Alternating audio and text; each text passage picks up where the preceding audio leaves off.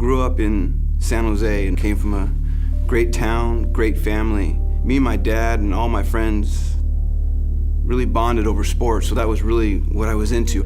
My senior year in high school, I went out for the team and I ended up getting cut, and that floored me.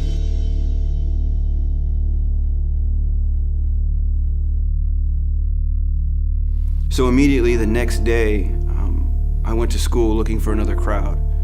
Things quickly progressed because it felt like I didn't fit in, and I was afraid that I wasn't going to make this team. When acting a certain way and talking a certain way wasn't working, I quickly started to obsess and started to think, what can I do to hold on to my image? And so I got this idea and says, I know what I'll do next. I'll rob a store. And I eventually did it, not only once, but twice, and a third time. And so the third time, I went in and I put myself in a situation that I felt like I was losing control. And there I was in that moment of thinking back and forth, I can't stay and I can't go. So I did the only thing I knew how to do because I couldn't let go. I did both. I pulled the trigger and I ran. 2 days later, I confessed completely to the detectives, and I remember calling home to my family, telling them how sorry I was, and I remember stopping and saying, do you still love me? And I remember something so specific that they said. They told me, not only do we love you, but we'll get through this. We will get through this. Not you will get through this, we. And in that moment, I really realized God had shown me for the first time, and in the best way he could, and the best way I could understand at the time, that love never fails, even when I do. 2 days later, I was arraigned in Superior Court at 18 years old for attempted robbery and first-degree murder.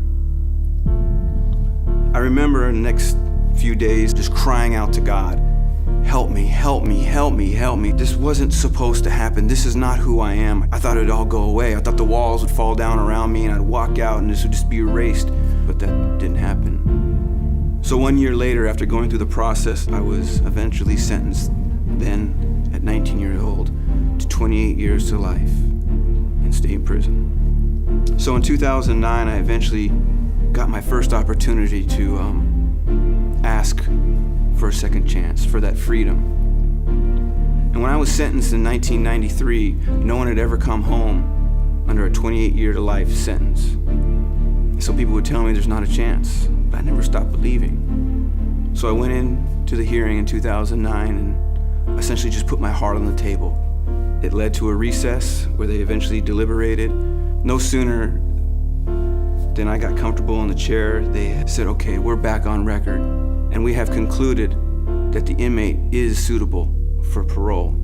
Just after they had told me we had found you suitable for parole, I heard a voice, as clear as I'm speaking now, say, I've been with you this whole time.